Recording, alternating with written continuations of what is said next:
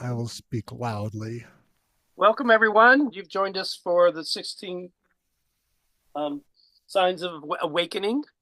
We're covering the unattachment with relationship with the mind today, featuring author Richard Grossman, with his book "Trust and Forgive: The Medicine for Your Life." It can be found on Amazon. Good afternoon, Richard. Glad to Good have you on board. afternoon. It's nice to be here. So the process here is we go around the horn and everyone says their name and just a 1 minute on their relationship and or anti-relationship or no relationship with the mind and how they see our topic, unattached relationship with the mind. And then we move into Richard, who will go into a deep dive with this. So who wants to start and say hello? Hello, I'm Steve. Hi, Hey, Steve. Steve. When Pid said something about the mind, I just had a vision of the one scene in The Last Samurai when the young boy told Captain Aldrin he had too many mind. Too many mind. We should have no mind. And that's No my thought mind. for the moment. Hmm. Mind Go is a on. terrible thing And not to how do lose. you see that? What's that? So, Steve, how did you see that? You got another 30 seconds. Yeah, I mean, if my mind is wandering and so distracted by everything that's going on and I have no peace and I perceive pain or something, then I have too many minds. If I have no mind about it and I'm in complete peace and complete presence, then I have no mind and I can just respond in the moment. Wonderful. Thank you, Steve. Hi, Diana, you're here. How about you? I'm going to light a candle for everyone. So, Diana, Okay, I love that. I'll light some incense for everyone. oh, that's cool. Yeah, I'm Diana. Well, what came to my mind for this topic was the idea that, well, this is what I say all the time. I don't really care what I think. Uh, You know, and not, and don't believe everything that you think, Um, what I really care about is my alignment and what I know. And that's at the capital K, that big knowing, which is different than what I think, which are my opinions. And so that detachment, right, to not be attached to our own thoughts, it's a big advanced kind of concept in spirituality. Hmm. Thank you, Diana. Absolutely. That's Absolutely. it's off. Alignment. All right. Next, Hi. your name and hello. Hello, I'm Chris. Hi, Chris. Um, I'm a Hey, few Chris. I'm in Pacific Palisades, a few canyons over from Richard. I am completely identified with my mind as far as I can tell. Um, maybe 1% of the time I'm detached from it. I'm kind of aware that there's, another relationship to be had, but I'm very I have an overly active ruminating mind, and I'm pretty much identified with it. Uh, but I know there's another way of being. I'm just getting a little more practice at observing the repetitive thoughts that go by, which I think is that little moment when you step away as soon as you notice that. But for the most part, I've fallen for the whole thing. I think I'm my mind. So Actually, that's a great little anecdote to be. Hmm. I mean, that's we're going to refer back to you. isn't that the cliche? I mean, I'm your poster boy for the overly identified cerebral analysis and looping thoughts and all that.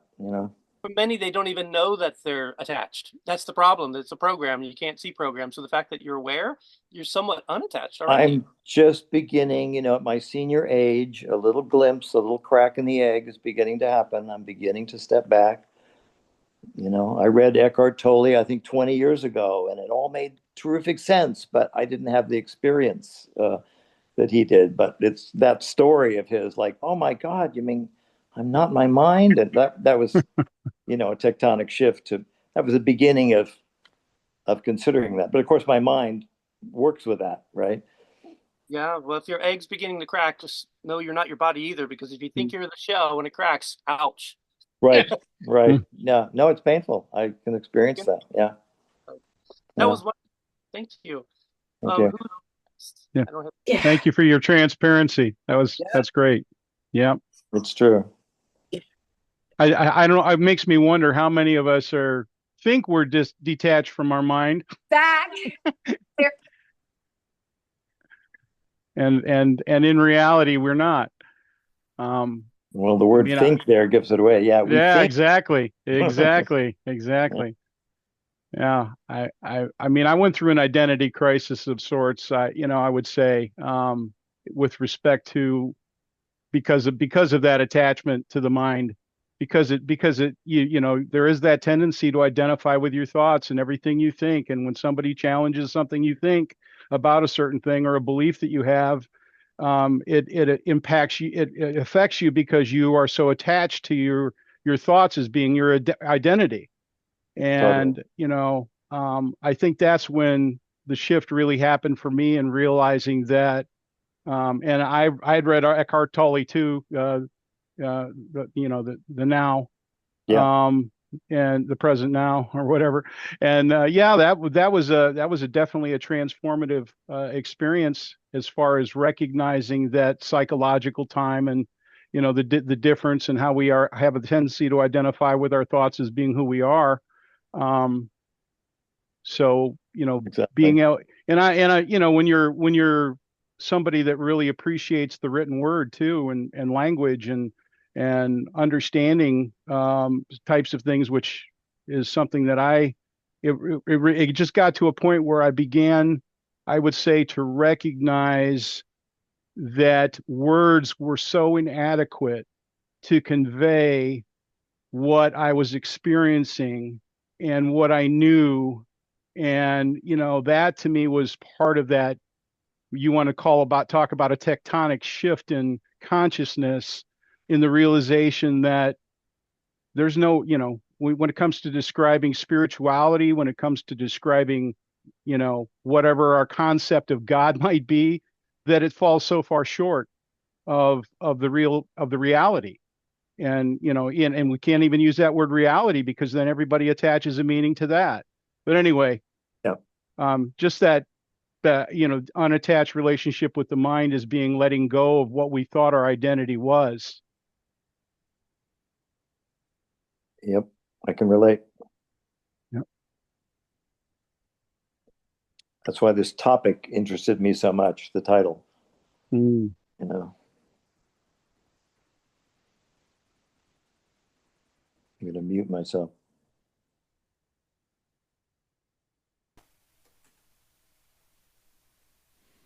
Somebody else like to share?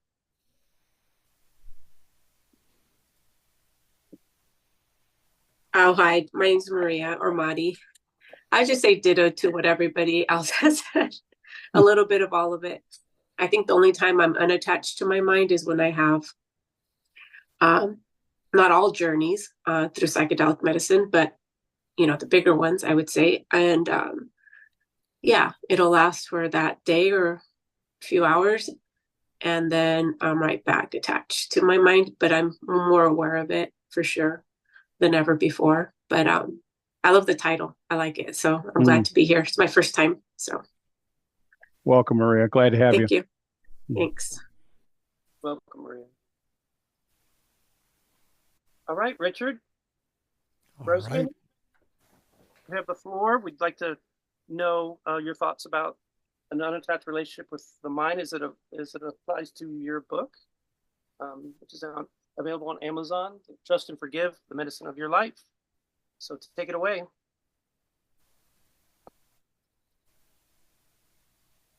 Great. So, let's see. I just need a little bit of adjusting on my screen here. We meet every Tuesday, so if you'd like to join us. So, You know, when I chose this topic, my first thought was this is a simple one. I could probably knock this off in about 10 minutes. And then I started thinking about pizza.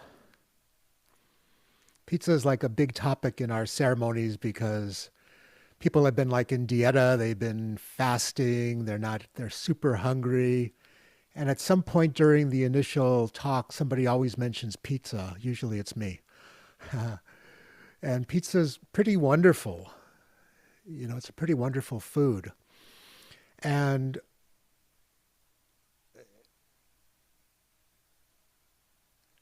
it kind of tells me or gives an analogy for how complex this topic of mind actually is. So when you eat a piece of pizza, if it's a good one, it's great. It's warm, it's salty, it's full of flavor, very satisfying. It's a perfect comfort food. And that's where most people thinking about pizza generally ends. But just, you know, for a moment, consider what happened to happen for that slice to exist. Here, simplicity completely collapses. Let's look at just one aspect of it, the crust. It's a good place to start. First off, about 10,000 years ago, wheat had to be developed as a food crop in the Fertile Crescent. And from there till now, an enormous chain of events unfolds. There were many years of working with wheat to just get to bread, from bread to a pizza crust. It's human ingenuity.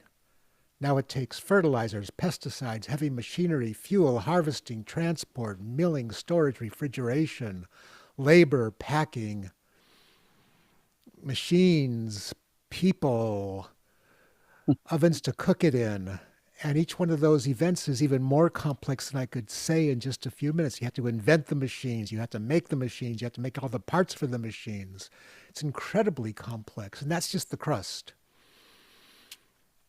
Any additional ingredients carry similar stories. The cheese alone reflects tens of thousands of years of animal husbandry and experimentation.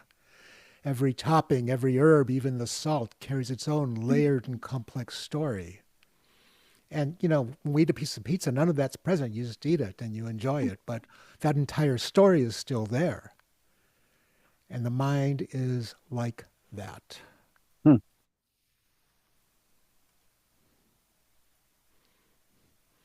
What's the purpose of the mind? Many of us don't understand it or we don't think about it enough, so to speak. The mind is a problem solver. It's a planner. It's there to help us navigate life. It's there to help us create, to explore, to write, to do art, to make models, to whatever it is that we do in life.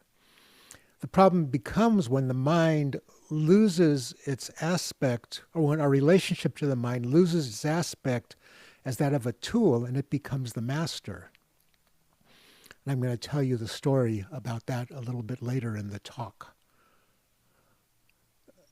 Many people assume there's a place in the brain where thought happens. Like there's a place you could touch if you put your finger in your brain. You wouldn't be touching anything at that point, you'd be dead. But anyway, that there's a place you can touch where thought happens, and there actually isn't.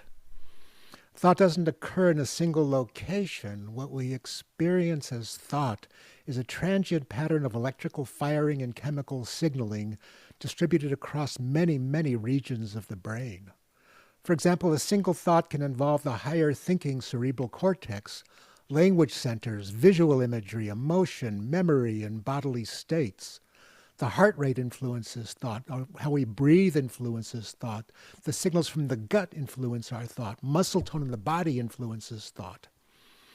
And yet each thought is generated in the moment, and each thought is dynamic. Some thoughts are predictive, some reference the past, some comment on what is happening right now. Often all these things can be happening all at once, drawing on patterns from previous experiences, or more accurately, on the neural functions recruited by those experiences. The default mode network is another fascinating aspect of the brain that's involved. It's what allows us to daydream and ruminate and, kind of like when we sit back and relax and we're not actively using the brain, the default mode network kicks in. And keep on forgetting if I raise my hand in these things, I get a little icon that says raise hand. And this really deserves its own long lecture because it's incredibly complex and incredibly valuable to understand. There's neurochemical modulation, there's dopamine, serotonin, norepinephrine. There's a vast amount we understand, and there's even a vaster amount that we don't understand. For example, we still don't know why a particular thought arrives when it does. We don't fully understand imagination, subjective experience, or where specific thought content originates. But what matters for this conversation is something simpler. Now, there's no little man or little woman in the head doing the thinking or controlling it. There's a cartoon of, I forgot what it was, there was like somebody up in the brain pulling levers and moving things around, and it just isn't like that. And people actually once thought that was the way the mind worked. As far as we know, there's no external out there place where thought occurs, though at times it absolutely feels like it. The very process of thinking becomes a constantly shifting chain of events happening at our time scale instantly. What's interesting is there's also a small time gap between neural activity and conscious awareness of a thought. Like the brain actually thinks before we're aware that it's thinking.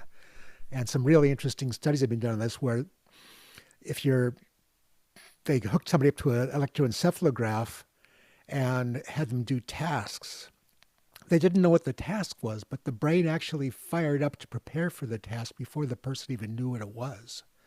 So in a way, the brain thinks before we are actually aware that we were going to do something. If I'm going to move my hand, before I even moved my hand, my brain was considering moving my hand. It's subtle, and it's also something that's very mysterious. To say it plainly, thought is extraordinarily useful. It builds bridges, it raises children, it plans meals, solves problems, creates art, writes books, and gives lectures and listens to them. Nothing that I'm going to say in this lecture is anti-thought. But the difficulty begins when we believe thought is the final reality, and we want it to tell us who we are, or what is ultimately true in any given situation. When we believe or assume that we are our thoughts, and that our thoughts and beliefs are us. Let's look at memory. First, what it isn't. Memory is not a neurological file cabinet. There's no exact location in the brain where memories are stored.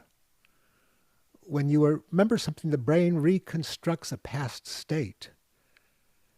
It's never a direct playback from the experience that you're thinking about or remembering. So memory becomes incredibly subject to interpretation and change. That's why two people can have the same experience and remember it very differently. It's why, first person seeing an event is not so accurate. Many experiences we have are never fully remembered at all. Memory favors those events in our life that have emotional charge, novelty, relevance to survival, identity, goals, and repetition. Each time a memory is recalled, the neural pattern becomes briefly destabilized. It's like all of these things are happening, and when a memory is recalled, it destabilizes and then reconsolidates. A new pattern is created. We remember what we remember. We don't remember the event. We remember what memories of memories of memories. So details can be lost. New information can be imagined or added. Emotional tone can shift. And this all happens without any conscious awareness of it happening. Since there is no absolute file cabinet of memory, we often are not even aware that it is being altered. Emotionally charged memories are privileged.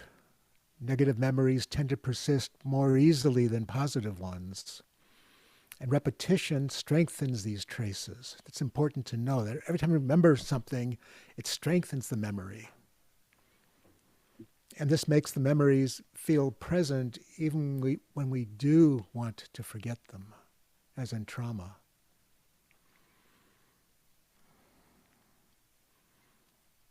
Given the fact that there is no file cabinet, forgetting is natural and isn't a failure. I often see people like, I can't remember it, I can't remember it. But that's just the way the brain works. Cloudiness is not corruption. And the other aspect of this is that a persistent memory, a persistent thought does not mean it's true. It just means it's something the nervous system is marked as something important or not as important. And again, there are many unanswered questions here and perhaps unanswerable ones, at least with the technology we have today. One of them is simple to name and difficult to explain, and that is, who is watching the thoughts? Who is the watcher? We have no idea. Understanding the mechanisms of mind does not explain why thought feels like anything at all. Why sometimes thought feels more real than observed reality. This again is mysterious, and it's appropriate that it's mysterious. Thinking existed before language. This is hard for us to imagine because most people think in thoughts. Infants think, animals think, adults who lose language due to brain injury still think. The form of the way they think changes, but the thinking continues. This is nonverbal. It shows up as a felt sense, something we feel, a pull towards something, a sense of brightness or clarity, or a feeling of unease that signals trouble. We often call this intuition. Words will come later. When language develops, thinking becomes narrated. An inner speaker appears. This is the origin of ideas and feeling that there is someone in one's head who is thinking you. Language speaks loudly. Words have power. That can be infinitely recombined and are infinitely useful. Or words can also be a huge patch of quicksand in which we become trapped and sink. This nonverbal thinking hasn't been lost. It just gets buried under layers that haven't learned when to stop. When thinking becomes a problem. Anybody have that problem with thinking? Language gave us culture, imagination, and meaning. It also gave us rumination, as though our mind is a cow endlessly chewing its cud. Some people confuse this with deep thinking, but often it's just looping over the same thing over and over again. Words can rehearse the same situation even when nothing has changed. I'm sure everybody's experienced that. Thoughts can become compulsive. Everyone gets lost in thought. This is part of being human. Yet it's also a trap. We can easily rehearse and go over the same situation for a very long time, often to great detriment of our present existence and our present experience of life. And this gets especially pronounced in post-traumatic stress, where the person will endlessly think about events or the event or events that cause them trauma and be utterly unable to stop thinking about it. Then there's misidentification. When a person unconsciously treats their thoughts as their self, command or truth, perspective collapses. The part of us that's watching, the watcher, dissolves into the stream of thoughts. We get lost. It can feel like being trapped in a room with a voice that won't stop explaining, predicting, accusing, or rehearsing. This is important here. The same mind that generates distress also recognizes that something has gone wrong. It directs incoherence before it can explain it. This is where suffering arises, not from the presence of thought, but from a loss of orientation, a loss of understanding what thought is. Essentially, thought forgets what its role is, what we talked about at the beginning of planning and solving problems and doing things and making stuff happen. This isn't a chemical flaw. It's not a character flaw. It's not a moral failure. It's simply a loss of perspective on reality. Thoughts are signals, not reality. They're physiological events. And also what's interesting is the moment you notice that you're lost in thought, something already starts to shift. So why do we take these thoughts so seriously? This is a really good question.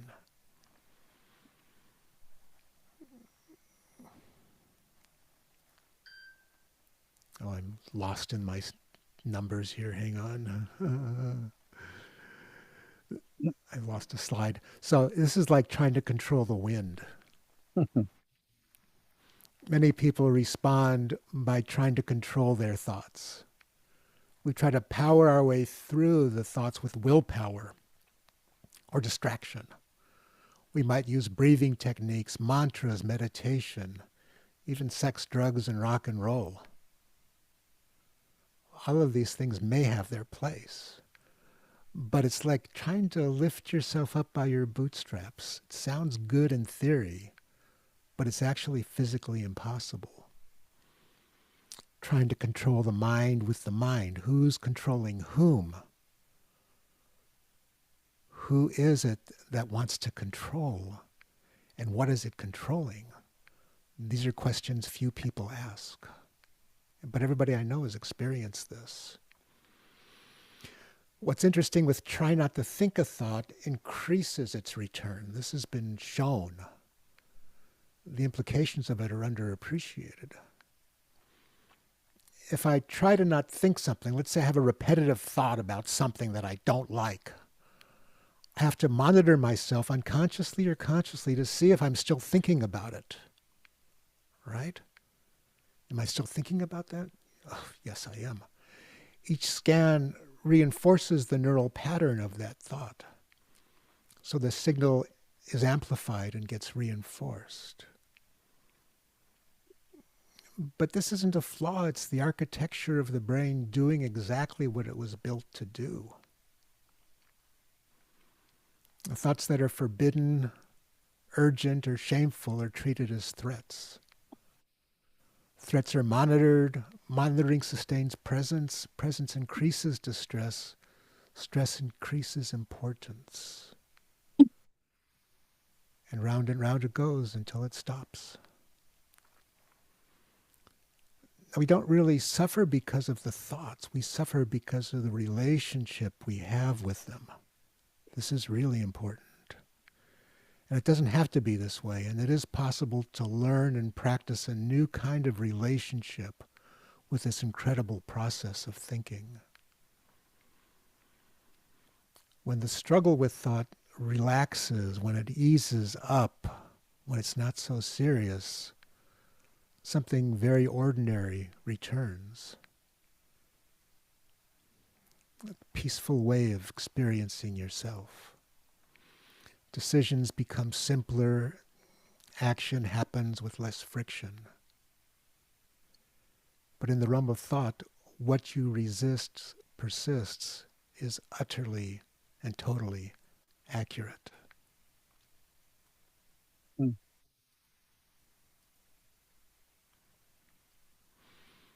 If you remember the story of Hercules on his, I think, 10 tasks he had to perform, one of the tasks was for him to kill a hydra, which was a giant serpent with many heads. And, Hercules, being Hercules, pulled out his sword and started chopping off the heads. But the problem was, whenever he chopped off one head, 2 more appeared. He was sincere. He was also the strongest human being in history. And yet, the more he tried, the worse the situation got. Until he reframed the battle and changed his relationship with it and realized what he needed to do to destroy this horrible beast. What does this mean in practice? Relief does not necessarily come from fixing or changing the topic of the thoughts. Understanding the mechanism helps, but it doesn't solve it. Now, relief comes when thoughts are allowed to come and go without resistance and without struggle, without trying to make them better or go away, which is, as we've seen, nearly impossible.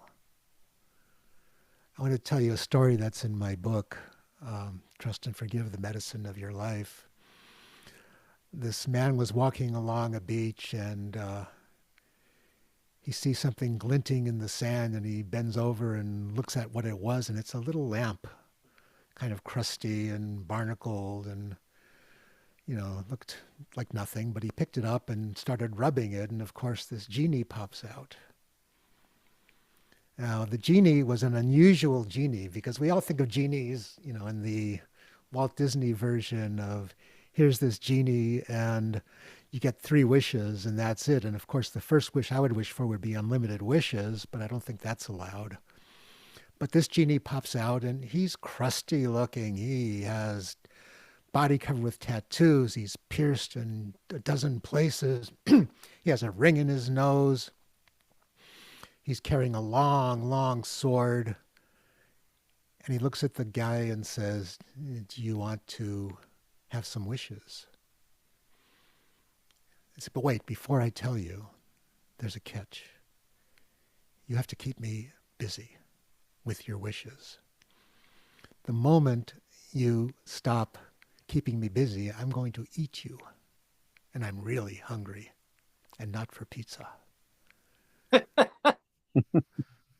So the guy says, well, yeah, I have infinite wishes. There's so much I want. And the genie says, are you sure? The guy says, absolutely. And the genie says, first wish. The guy says, oh, goody, goody, I've always wanted a palace. I've been poor my entire life. There's a beautiful hill over there. Can you make me a palace up on that hill? Genie goes, done. The guy says, oh, cool. And I want lots of money. I've never had money. I want a storeroom there, a treasure room full of gold and diamonds and jewels and more money than I could possibly ever spend. And the genie says, done. Next wish, master. And the man says, I'd like beautiful women up there, just the most beautiful women in the world, all madly in love with me and willing to do anything for me. And the genie says, done. Next wish, master. He says, horses, I'd like a stable full of Arabian horses, each one prettier than the next one, and all so well trained that I could just choose one and ride whenever I want to ride these beautiful horses along this beautiful beach. And the genie says, done. Next, master. And he's thinking, I want an airplane. Next, master. I want to have power. Next, master. I want this. Next, master. I want that. Next, master. And about 10 minutes into it, the guy's sweating bullets because it's been 10 minutes and he has a lifetime to keep this genie busy. And he can't remember anything else that he wants. And you have to read the book to get the rest of the story. Somebody got eaten. Solvent to say that he didn't get eaten. Oh. But how he figured it out was pretty clever. Oh, that's good. Yes. So that genie is like our mind. It's up there to serve us. It's up there to be our tool. And yet we let it get out of control. We let it take control instead of being the master. It becomes the master instead of the servant. So we've seen that we can't really control the thoughts. It doesn't work for long. I mean, I could sit in meditation for an hour and come to no mind and come to a place of beautiful clarity, and then the phone rings. Or then I remember that I forgot to pay a bill, or I remember something I need to do, and suddenly, it's like, Harley Davidson starts in my brain.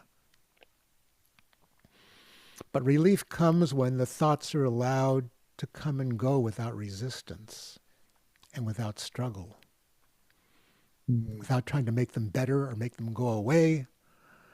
And going away is not possible. They're going to be there. That thing that's up there thinking never stops, even when we dream.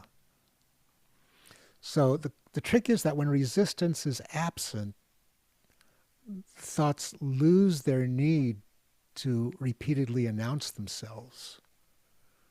When you can feel your body, feel your being in your body rather than arguing with it in language, the signal completes. The thoughts dissolve because they're no longer needed. They'll come back, but they're dissolved for the moment. But the important thing is that they no longer own you. When we see our thoughts as being real, the thoughts own us instead of we owning them. To reiterate, thoughts are neurochemical events. They're not you, they're not reality. They're not you. You are not your thoughts. This matters a lot. And as Diana mentioned, you don't have to believe everything your mind tells you. That's when things get tricky, when we believe them. We believe what our minds tell us. And you don't have to. It's not necessary. I'll say it again. You are not required to believe everything your mind produces in order to live a fulfilled, beautiful life. In fact, the opposite is true. And when you can see that, when you can start to practice it little by little, it's not an easy practice because that genie with the sword is bloody convincing. You know, it's bloody judgmental, and it just wants to control you. But practice it little by little, like, that's an interesting thought. I don't believe it. You're not good at that. I don't believe you. I'm going to be good at it. You're upset. Okay. Maybe I'm not. You know, whatever it is. And then utilize that mind for the tool that it is.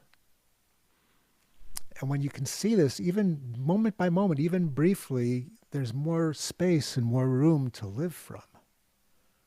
There's spaciousness, there's an expansiveness to life, because that voice in the head is no longer controlling you. And that has the potential to change everything in your life. This is what I see as an unattached relationship to the mind. And it is a new kind of freedom, and we all deserve and need to be free.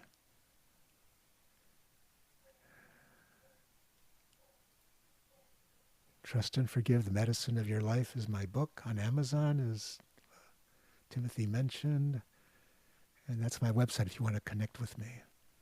And I guess we have questions now.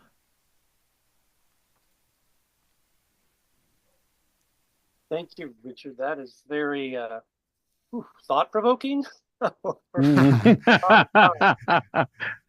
It's supposed to be. I have 1,000 questions. Maybe that's the problem part of what you mentioned. So yeah, this is the part of the program where we enter into Q&A. So we're gonna go around and to invite everyone to ask Richard a question. So who want to be first? Raise your hand and go with it. Panel, you have the floor.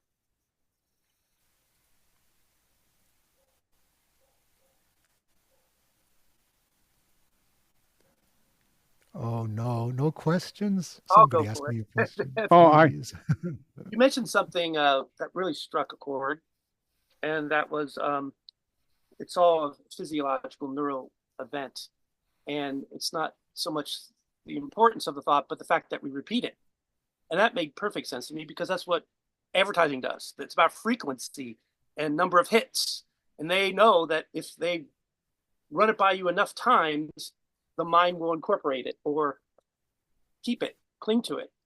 And so it doesn't matter if you say, walk fast, walk hard, walk briskly, or don't walk at all. The fact that you repeated walk 5 times puts it into the proteins in your mind, and therefore it's stored, and when it fires, walk comes out. So you're in a loop, as you said. So the question is, how do we, one, become aware that that's happening? This program, which is a program, that's why we don't see programs. How do we become aware of it, and how do we break free of it? Really good question. Awareness is the answer. I don't think there's any easy way to be aware other than to be aware.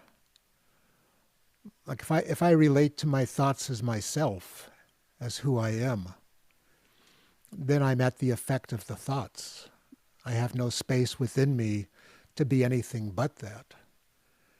If I can take that moment by moment, to allow myself to, as I mentioned, to disbelieve the thoughts if they require disbelief, to examine them if they require examining, but to develop a relationship as that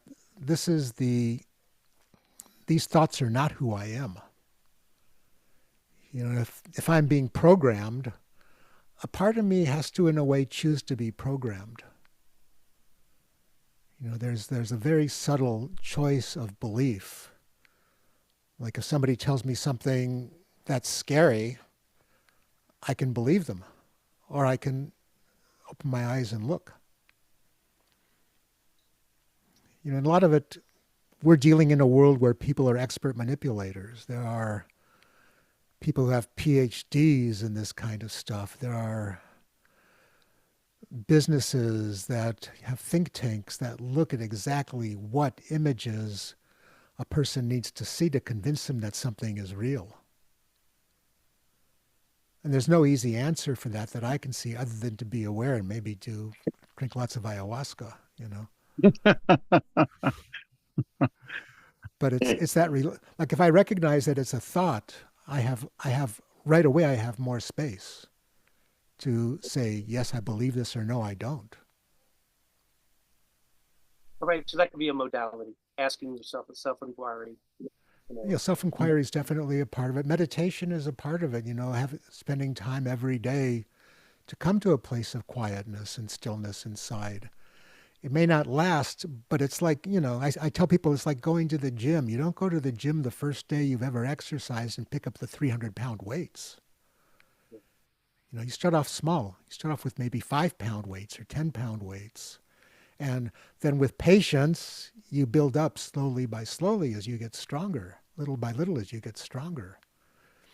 And, when I started, I'm on a pretty big physical fitness kick right now. When I started hiking, I could, get to the start of the trail before I was exhausted, before my knees hurt. But little by little, over the course of about a year and a half, now I'm hiking 4 to 5 miles a day with no pain and no exhaustion, no time. Awesome. I could do more. Awesome. I could do more easily. Thank you. Yeah, and that was, I couldn't get there in the beginning. And, me being me, I tried. It's like, oh, good, I walked 10 minutes. I'm going to walk an hour and a half now. And for 3 or 4 days, I'd be lying in bed groaning because my knees hurt so much. But little by little, poco a poco, as they say in Spanish. Yeah. Thank you. I also have a question too, if no one else does.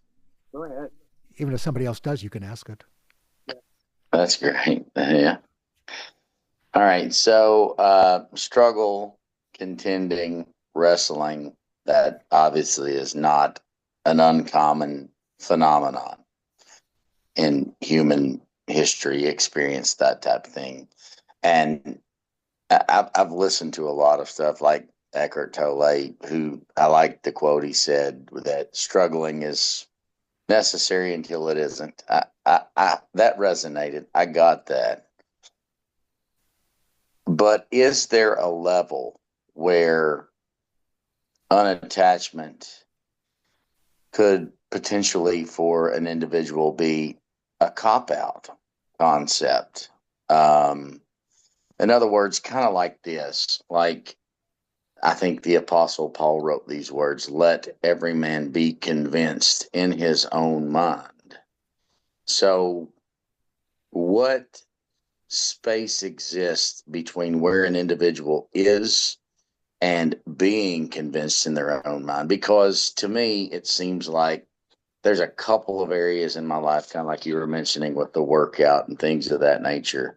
There's a couple of areas in my life that I have absolutely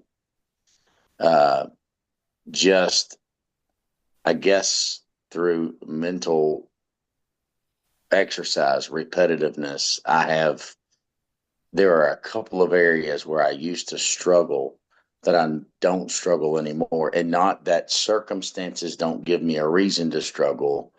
It's just that my experience has taught me that struggling and toiling has only intensified my lack of fulfillment in that area. So I have become convinced that by being in a state of faith or confidence, that only then and there do I get the outcomes that I desire. But these are just a select group of, I guess, because I was confronted with him so often. I guess maybe it's kind of similar to your workout analogy there. I was forced to handle those situations repetitively to the point that I just didn't. I became convinced in my own mind. But uh, is that, I don't know, maybe I've said enough to articulate the question. If I haven't, you can ask me to clarify more. Sure. I just got asked to click stop sharing, but I don't see where stop sharing is.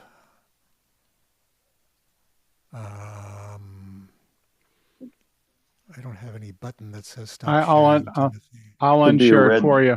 I a unshared it red for you. bar. Oh, okay. Thank you. Mm-hmm. How did you do that? I feel powerless. It's in the host. It was in the host tools because I had to give you the ability to begin with. So, Great I've question.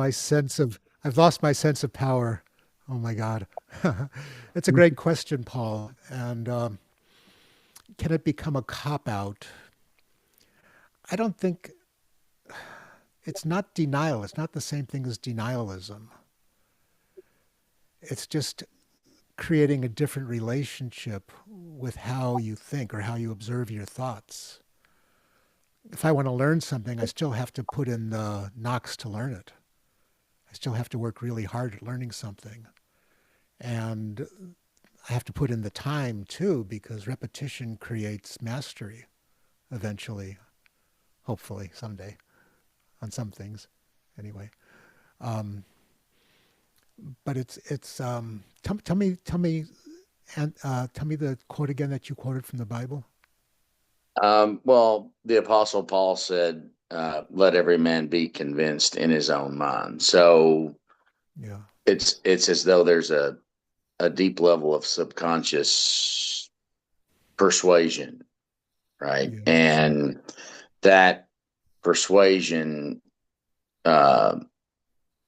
isn't, in my experience anyway, that persuasion is not accomplished simply by mental assent to an ideology, but rather a more deeper sort of convincing kind of thing. And so, what would you have to say about the space between where a person look like realistically is in their own consciousness versus that space of being absolutely confidently convinced in their own mind? Yeah. Well, being convinced is not necessarily a grand thing. You know, it could be if you're being convinced about something that's truth or real. And Paul was certainly talking about something that he considered to be true and real. I would also suggest that, and I don't know, I'm not an expert at this at all, but I would suggest that if a person read the original Aramaic of the Bible, of the New Testament, that there might be subtleties to the word mind that don't translate necessarily into English. I don't know this for sure. Yeah. And, There is. Yeah. And I'm sure. But it's not that far off. Yeah. At one point, mind was soul and body, and you shall love the Lord with all your heart and with all your mind and all your strength. And what I'm really addressing here is the repetitive rumination, the repetitive kind of ridiculous noise that goes on in our brains, which is where the idea of the unattached relationship to the mind comes in. So the definition of those things being ridiculous, I guess maybe is what I'm asking. Yeah. How the individual perceives them as ridiculous and not reality. Like there's some transformation or some space between where they are and where they go. This is just ridiculous. You know what I'm saying? Kind of that type. Yeah.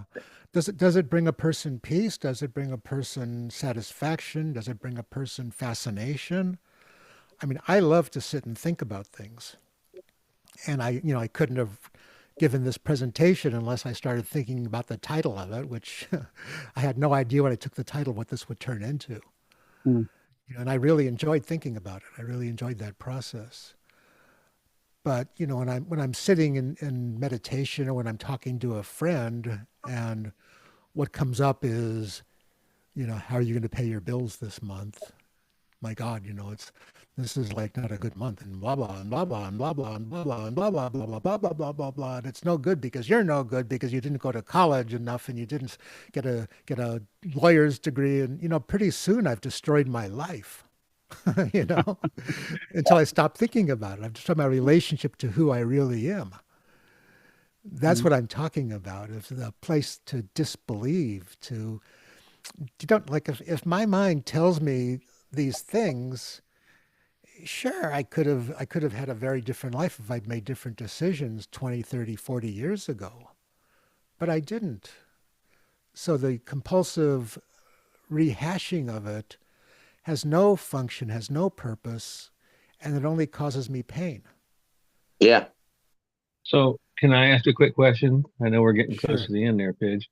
So Richard, what's the difference between the mind and the brain? And also, what is the difference between thinking and thoughts, and how do they correlate? How does that all mesh with your pizza crust analogy? Yeah, the pizza crust is the idea that, the brain and the mind are incredibly complex. We see the surface thoughts, but there's so much going on between our ears, electrochemically, neurologically, neurochemistry is going on, which makes it incredibly complex. Um, say your question again. I'm sorry. Well, there's the mind and there's the brain. There's the thinking and then there's thoughts. Mhm.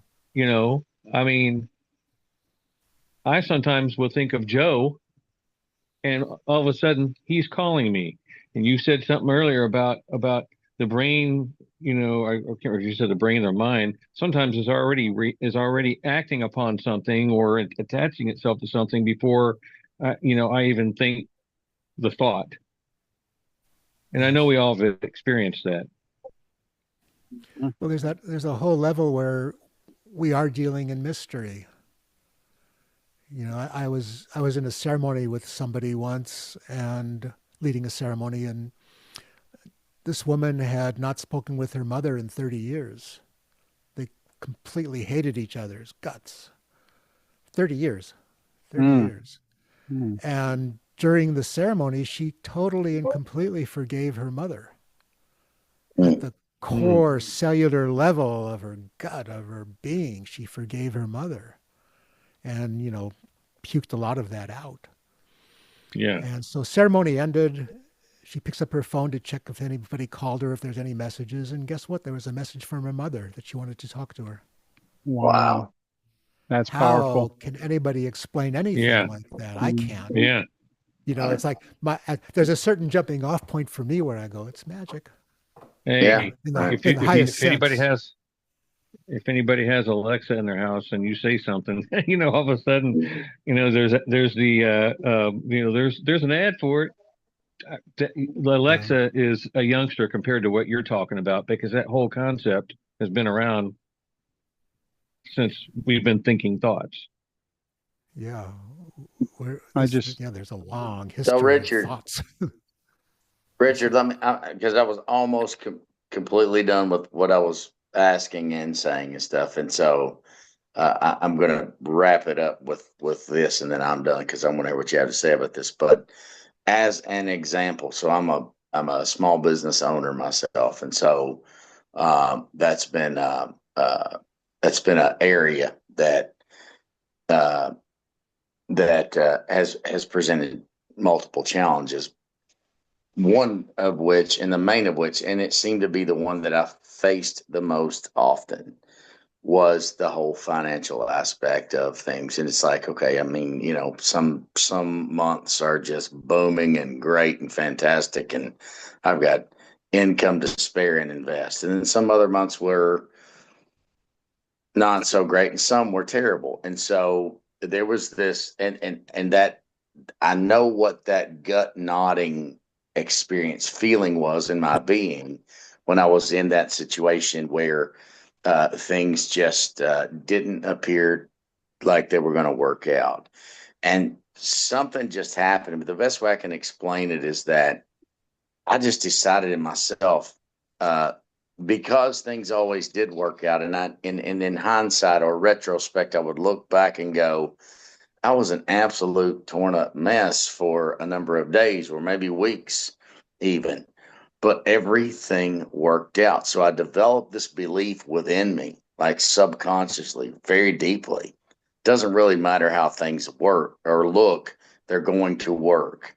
It doesn't make any difference. And that became such a reality to me that I somehow or another, and I'm not exactly sure how I got there, or here, rather, I should say. I'm not exactly sure how I got here, but I know that I'm at a place now where I don't have that nodding in my gut anymore. And I always have that. Doesn't matter what it looks like, it's going to work out. Mm-hmm. Like that has become my base level subconscious. And it took a whole lot of experiencing and going through that, and oh God, please help, and meditation and playing affirmations when I slept and everything I could pull out of the box, to try to help the circumstance. Eventually something happened inside of me that I didn't need to reach anywhere outside of myself to get. And I was like, doesn't matter. Everything's going to work out. It might be the very last second, but it's going to work. And so that's just one area that I kind of, like you said, that gym analogy, I kind of repetitively, but there was a space between where I was and where I am. And it didn't really make any difference what anyone said to me. The belief and the confidence wasn't there. And so what about that space between those two places? Let's go into the gym. Yeah. Let's go into the gym. Yeah. Tell us about the mind, Jim. Yeah. Because here's a challenge for anybody. And so far, nobody has come up with a good demonstration of this. But I often challenge people to tell me one time in their life or in the life of anybody that they know where worrying actually helped solve the problem. Mm-hmm. Yeah. Yeah. It doesn't. I mean, it's extraordinary because we're trained to worry. Right. And, what if, the unattached relationship with the mind is having that ease to know that everything's going to work out. It may not work out the way you want it to work out, but it's going to work out. Yeah. And as living, thinking, thriving beings, we get to experience all these various aspects of life that teach us and challenge us. So if I'm in a place of worry, I am in a way choosing to be in that worry. Maybe not consciously. Don't say, well, I'm going to sit here and worry and feel miserable for the next 3 days. I don't do that. But there's some part of me that is choosing that relationship, which is an attached relationship to the mind. Unattached is like, okay, well, I'm going to do what I can do, and I'm going to watch, and I'm going to respond. And the other thing is, if I'm in that state of worry, if I'm ruminating and thinking and self-judging and booby-trapping myself, I'm going to miss opportunities as they arise, or I may miss opportunities that arise Mhm. because I'm looking for the worst possible outcome because that's what I'm There you worried go. about. Yeah. You know, there's another scripture that relates to that, another sacred text, and it was actually Jesus the Nazarene who said, "Consider the lilies of the field; they do not worry. They don't toil. And worry, yeah, toil, spin, and toil means worry. Right. That's Spin, right. Yeah. Yeah. dancing in your head." So he didn't say we couldn't or that it was bad. He said there's an opportunity not to toil or spin. Definitely. We're in the Q&A part of our program, and we started a little late, so we're going to go a little bit longer. Dinah Lang or Chris Cassidy, do you have a question for Richard? I might, I might ask Richard if he could give us a little peek or insight into your own personal process. For instance, are there times when you catch yourself identifying, and then there's a conscious thought, "Oh, there I go," and there's a little moment of choice there where you let go of that thought.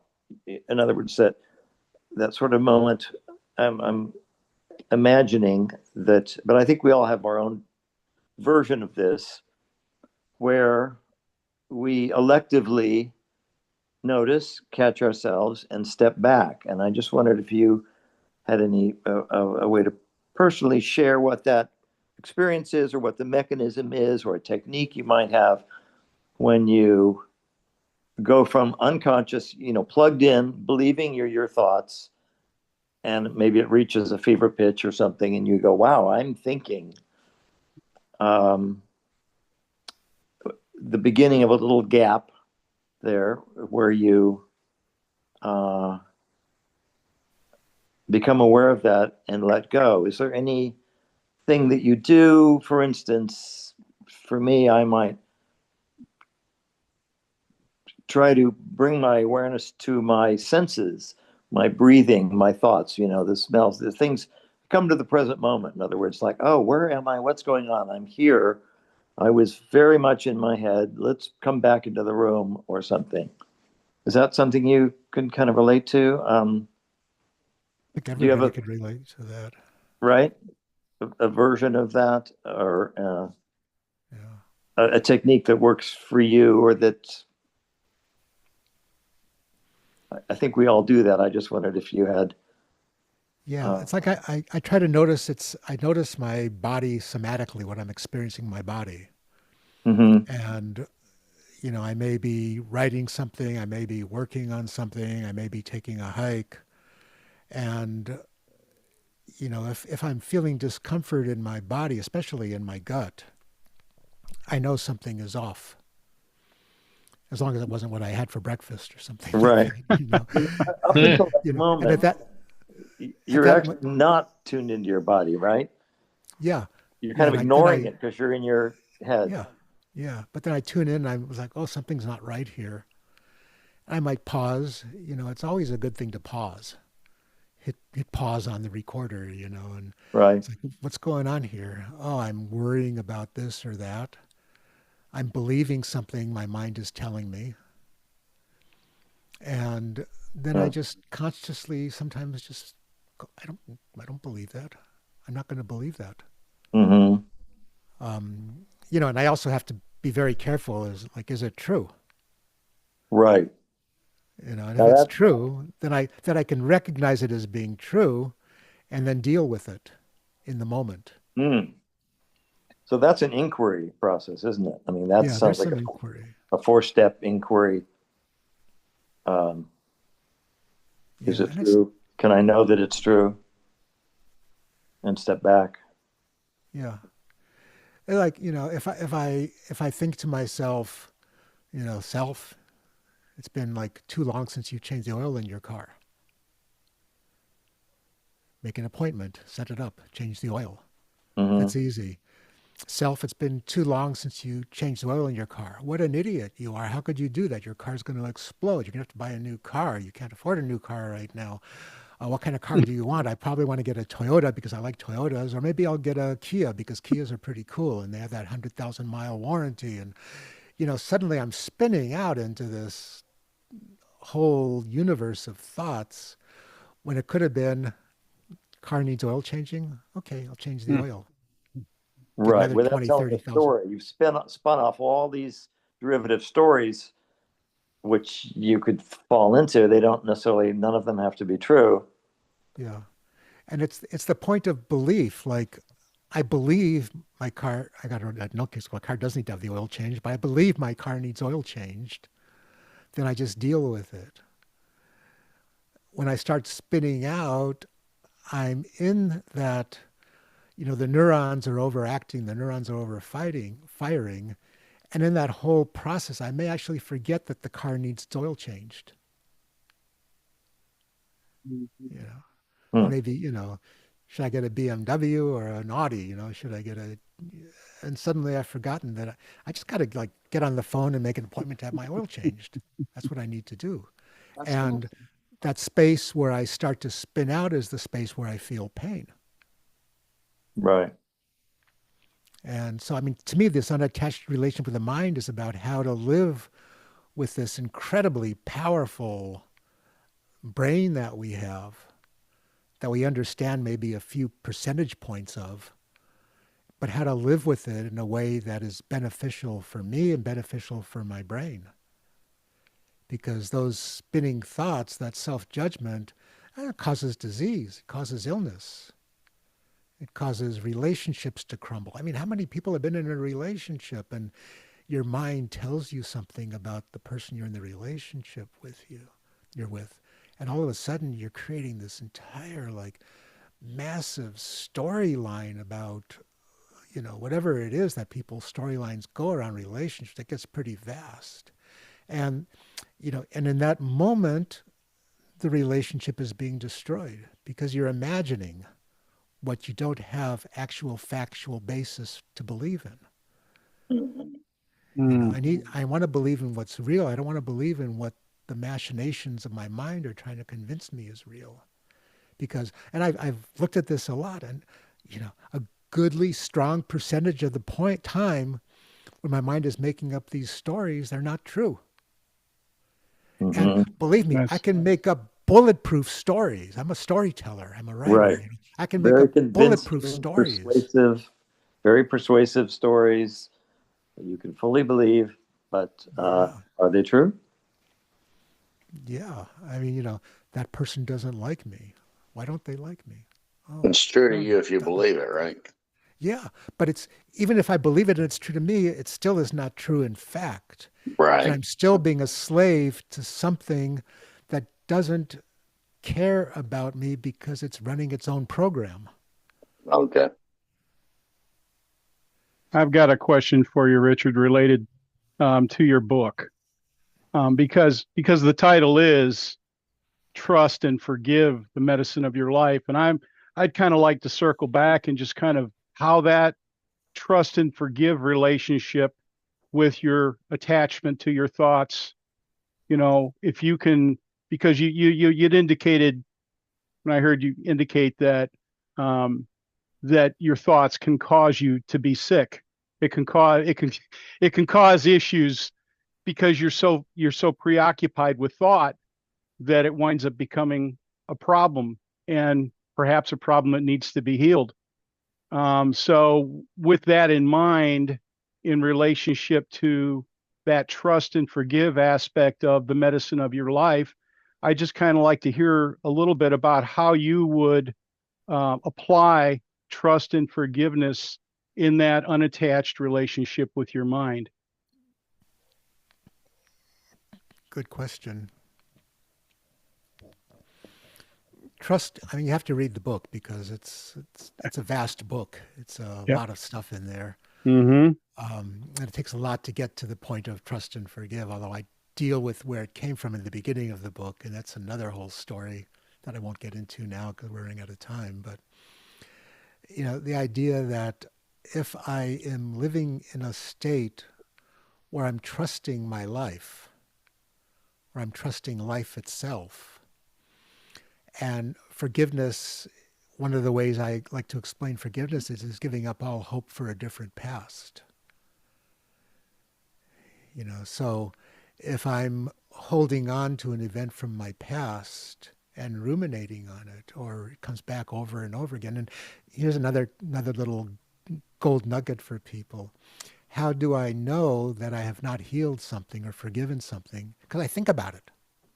Because it comes up. Oh. If I've healed something, it no longer needs to be there. Did you just say forgiveness was giving up all hope for a different past? Yeah. Is that an original quote? I wish. That is very. That's powerful. That's powerful. Is very, very powerful. I have a few original quotes. Like, the mind is a terrible thing to not lose. No.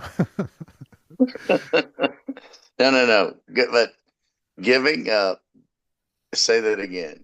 Giving up all hope for a different past, or you can also say better past. No, I think you said it right the first time. Yeah. Different past. That was absolutely wow. Why would you forget the present moment? There's no reason to. It's got to be wow. Yeah. I might just marinate in that for a while. I may just jump off here, boys. I tell you, that was good. Wow. It's worth it just for that, huh? Wow. Awesome. Man, I feel that in my whole being. I'll be honest. I feel that in my whole being right now. Feel that in your whole past? Sorry. Continue. But wow. Just wow. We're speaking with Richard. Can I just finish the thought with Joe? Yeah. Sure. So if I have these unforgiven things in me, I'm no longer in the present moment. I'm in the past. And as we know, the past is Maya. The past is unreality. In a way, the thoughts in the brain and how we relate to the thoughts is also part of Maya, part of the illusion. If I consider my thoughts real, I'm missing reality. I'm not seeing reality for what it is. I'm not, as the Zen koan goes, see a tree as a tree. I'm not seeing the tree as a tree. I'm thinking about all of the various things I've learned about trees, and I'm not even seeing the tree anymore. So trust is allowing yourself to have the comfort within to live in the present. Forgiveness is the process of letting go of the past. And why I call it the medicine of your life is because, I don't have the figure. I suppose I should, but I don't have the figure of how much illness is psychogenic in its origin. A lot. And if a person is in that state of trust and forgiveness, if they're in that ease, they are not feeding their bodies signals of death, signals of illness, signals of dis-ease, as people say. I don't like to use cliches, but that's a good one. That's a good one. So that's how that works. One more question, and I'm going to give Diana, see if she has one. Then we're moving to our close, which is going to be interesting. Go ahead, Diana. Do you have something? I didn't have a question, but I'm really enjoying this conversation. It's so powerful, and everybody's comments too. And of course, what you're teaching about, Richard, is so good.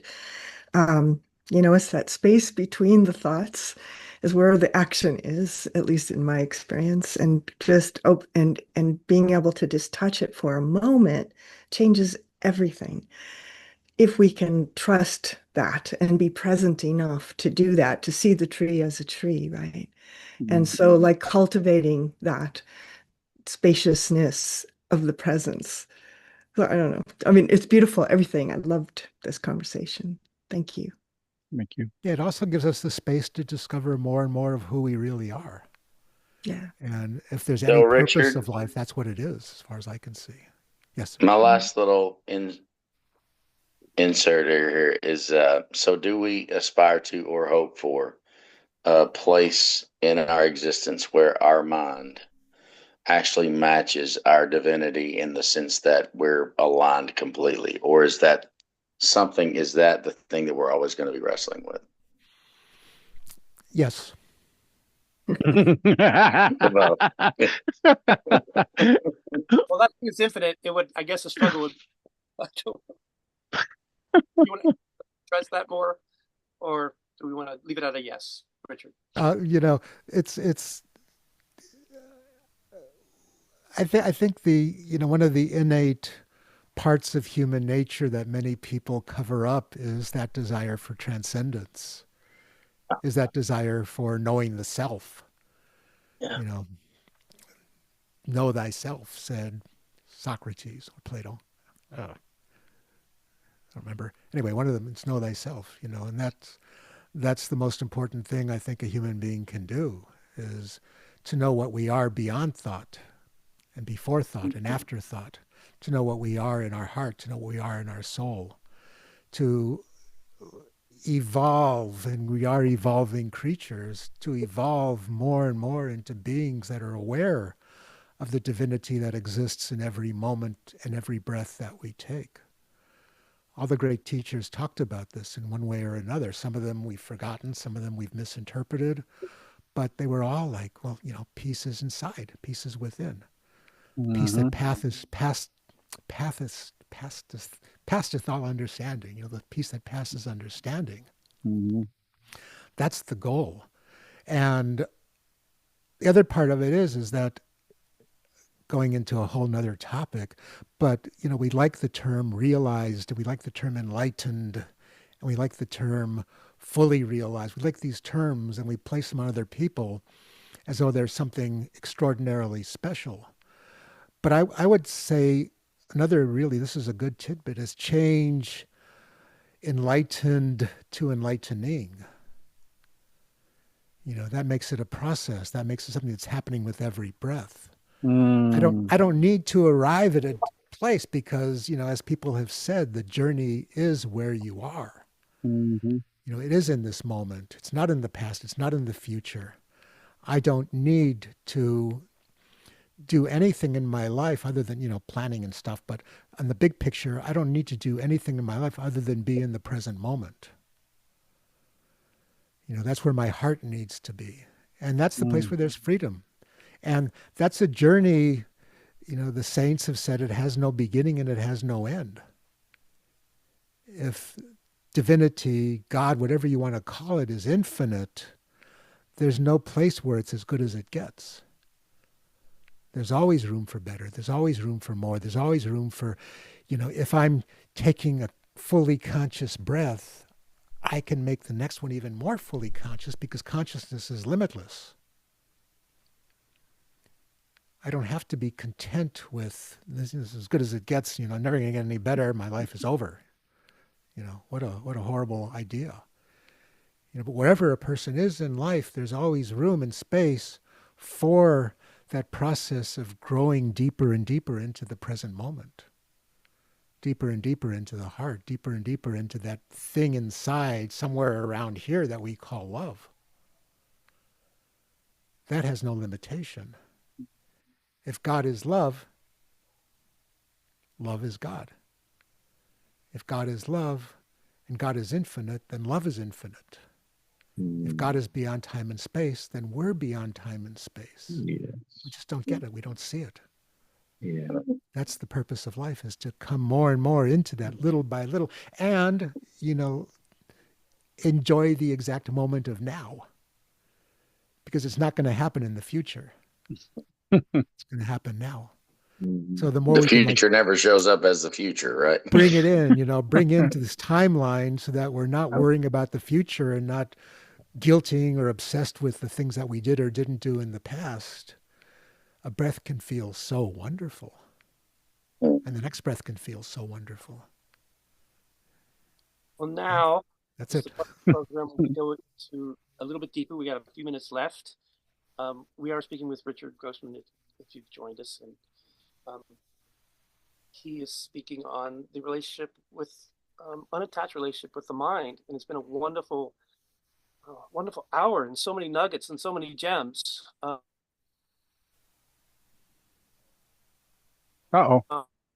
Oftentimes, ascension, but with everything that Richard has spoken about, Chris asked, let's take it into a modality, or how do you practice this? So we're going to give the floor, instead of doing one of our meditations, we're going to give the floor to Richard. He's going to close with a 5 to 7, 10-minute practice. It doesn't have to be anything we know. It can be something he does. But I'm thinking, we're all just waking up in the morning. Our mind is about to ruminate, as he used the word, take on a bunch of impressions, push a bunch of thoughts into the proteins and the synapses of our mind.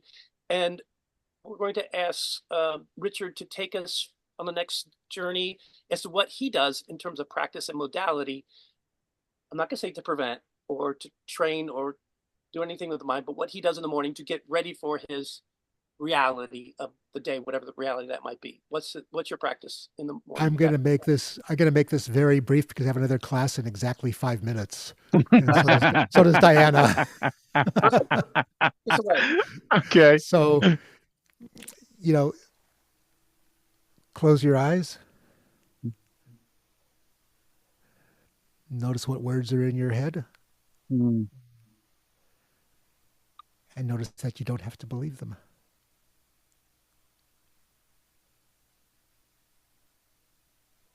You can choose not to believe them. Or you can choose to believe them, but you can choose not to believe them. You can also choose to be in your heart instead of in your head. I believe this is all about choice.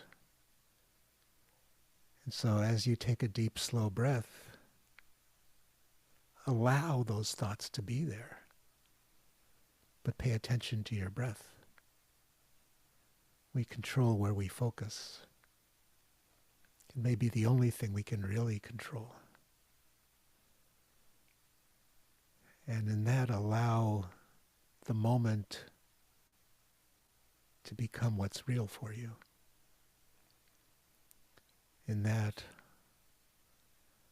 allow an unattached relationship to the mind, the seed that's been planted tonight, to continue to grow.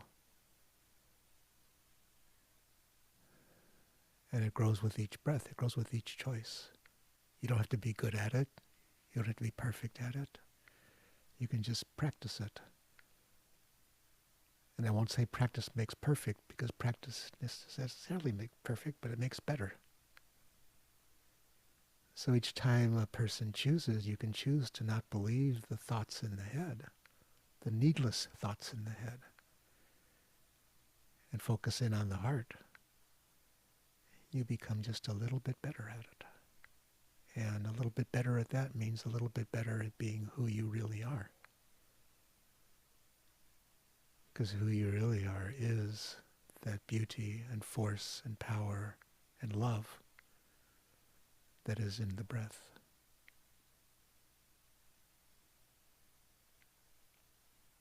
It's no coincidence that the word spirit comes from the word to breathe. It's no coincidence that in the Yolngu language from Australia, Northern Australia, the word for God and the word for breath are the same word. Oh my God. So thank you so much, everybody. Thank you. Thank you. Thank you, Richard. Praise gratitude. This was really fun. Yeah. Thank you all. It was great. Thank you. Thanks for being Enjoyed it. here. Love y'all. Take care. Back with us next Tuesday. We'll be here same time. All righty. You have the link. Who's speaking next Definitely. Tuesday, Timothy? Who's next Tuesday? A gentleman by the name of James Mathers. He'll be speaking a little bit about dreaming and astral travel, his experience of that. Nice. Okay, I got to go. I got 2 minutes to get online. All righty. Different Ciao. information. Bye-bye. Bye, everybody. Love you all. Thanks again. Love you. Thank you. Bye.